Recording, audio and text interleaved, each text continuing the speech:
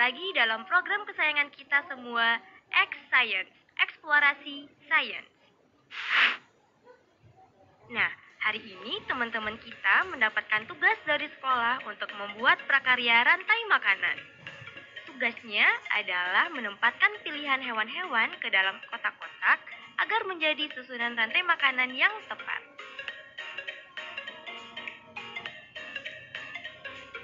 Sobat X Science, tahu tidak komponen apa aja sih yang terdapat dalam rantai makanan? Yuk kita saksikan bersama penjelasan narasumber berikut. Halo Sobat X Science, jumpa lagi bersama Kak Herman dalam program kesayangan kita, X Science, Eksplorasi Sains. Adik-adik, kakak yakin adik-adik di rumah sudah tak asing lagi dengan yang namanya rantai makanan, kan? Apa sih rantai makanan itu? Rantai makanan adalah peristiwa perpindahan energi dari satu makhluk hidup ke makhluk hidup lain. Ada makhluk hidup yang berperan sebagai produsen, ada makhluk hidup yang berperan sebagai konsumen, dan ada pula makhluk hidup yang berperan sebagai pengurai. Jadi, dengan kata lain, rantai makanan adalah proses transfer energi. Kita kasih contoh ya. Padi dimakan oleh tikus. Tikus dimakan oleh ular. Ular dimakan oleh elang. Elang mati, nanti akan diuraikan. Nah, dari beberapa rantai makanan itu berkumpul membentuk suatu jaring-jaring makanan. Bagaimana? Sudah paham kan adik-adik? Saatnya kita bernalar. Yuk, mari kita bernalar ya. Jumlah organisme A, B, C, D, dan E yang membentuk rantai makanan di suatu komunitas ditunjukkan oleh grafik berikut. Susunlah urutan rantai makanan dengan tepat berdasarkan data yang ditampilkan grafik, serta jelaskan bagaimana membentuk rantai makanan tersebut.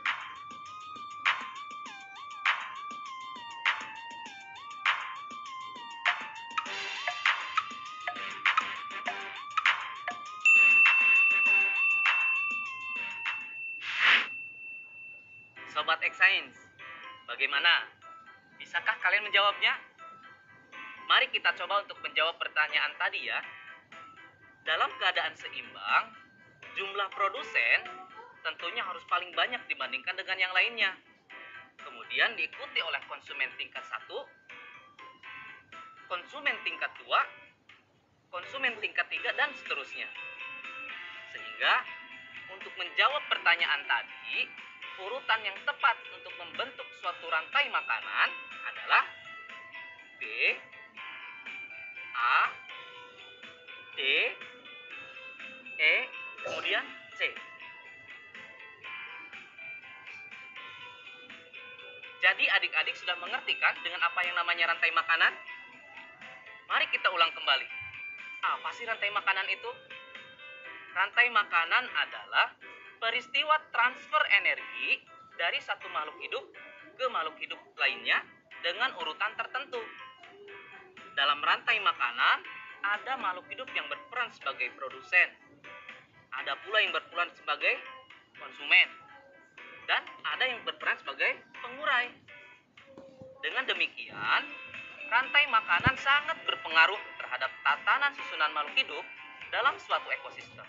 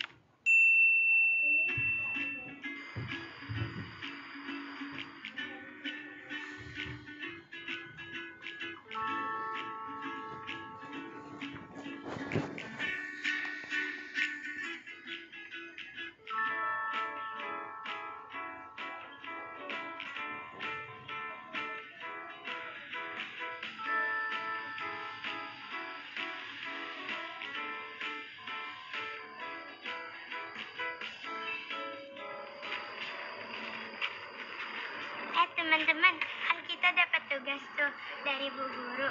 Kita suruh nentuin konsumen sama produsen. Kira-kira yang mana ya? Kalau produsen itu makanan rusak, itu rumput. Kalau konsumen itu hewannya itu rusak. Kalau rusak itu makanannya berarti rumput. Nah, kalau rusak di hutan bisa dimakan harimau gak ya? Kayaknya bisa deh. Kayaknya bisa dah. Soalnya rusa itu kan harimau kan makannya daging.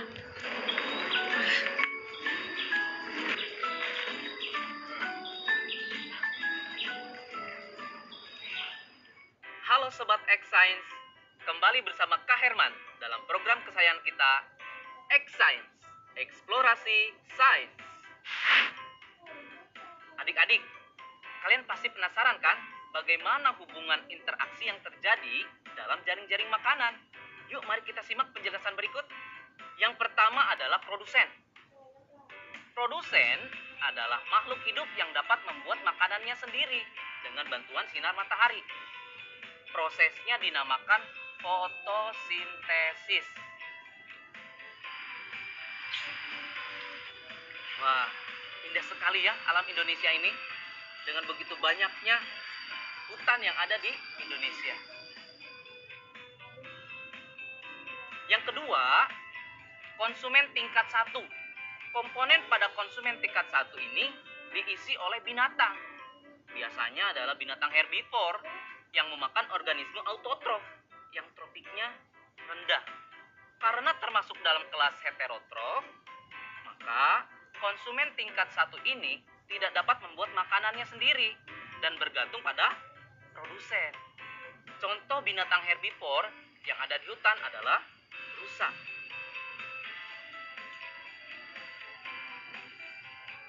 Yang ketiga, konsumen tingkat 2 atau tingkat berikutnya, yaitu adalah organisme yang menduduki tingkat tropik ketiga, disebut sebagai konsumen sekunder.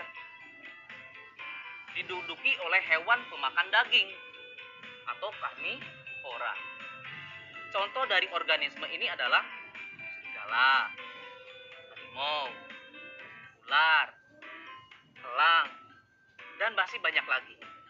Posisi dari konsumen tingkat 2, tingkat 3, dan tingkat seterusnya bukanlah akhir dari jaring-jaring makanan. Sebab ketika nanti mati, tubuhnya akan diuraikan menjadi mikroorganisme yang akhirnya akan diserap oleh tanah. Yang terakhir, yaitu pengurai. Organisme ini bertugas menguraikan tubuh hewan yang sudah mati menjadi zat yang dibutuhkan oleh tanah. Fungsi dari komponen ini sangat berharga bagi kesuburan tanah. Proses rantai makanan akan berulang, di mana unsur yang telah diuraikan tersebut akan dimanfaatkan oleh tumbuhan untuk membuat makanan melalui proses fotosintesis.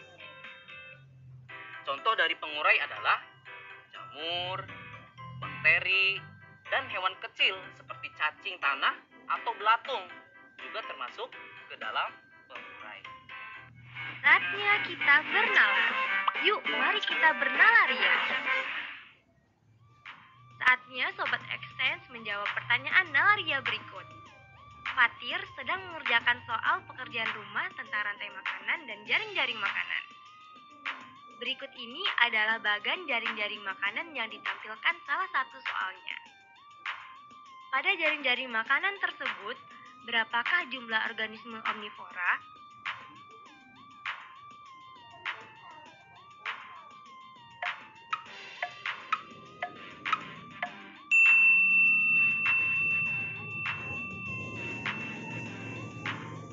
Mari kita simak penjelasannya. Jika dimulai dari produsen F, maka jumlah omnivora adalah 2, yaitu H dan L. Karena H memakan F dan G, L memakan F, H, dan M. Jadi, adik-adik sudah mengerti kan dengan jaring-jaring makanan? Sehingga, apa perbedaan antara rantai makanan dengan jaring-jaring makanan ya? Perbedaannya adalah rantai makanan merupakan bagian dari jaring-jaring makanan, Sehingga jaring-jaring makanan akan menimbulkan banyak sekali rantai makanan yang terhubung satu sama lain. Jika skemanya digambar, jaring-jaring makanan akan berbentuk seperti jaring laba-laba.